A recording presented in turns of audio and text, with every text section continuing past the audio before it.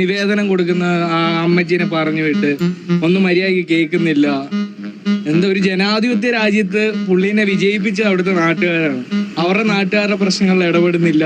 ഒരു മാനുഷിക പരിഗണന വെച്ച് അതൊന്ന് വാങ്ങുമെങ്കിലും ചെയ്യായിരുന്നു. അതുപോലും ചെയ്തിട്ടില്ല.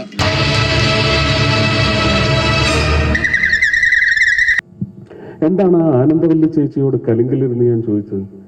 നിങ്ങൾ നിങ്ങളുടെ മുഖ്യമന്ത്രിയെ കണ്ട് പറയും, ആ പണം ഇഡിയുടെ കൈവശമുണ്ട്, 100 ചില്ലാനം കോടിയുണ്ട്, അത് തിരിച്ച് കരുവന്നൂർ ബാങ്കിലേക്ക് സ്വീകരിക്കാൻ കോടതിയിൽ തയ്യാറായി മുഖ്യമന്ത്രിയോട് വരാൻ പറയൂ, കോഓപ്പറേറ്റീവ് മിനിസ്ട്രി കൈകാര്യം ചെയ്യുന്ന മന്ത്രിയോട് വരാൻ പറയൂ.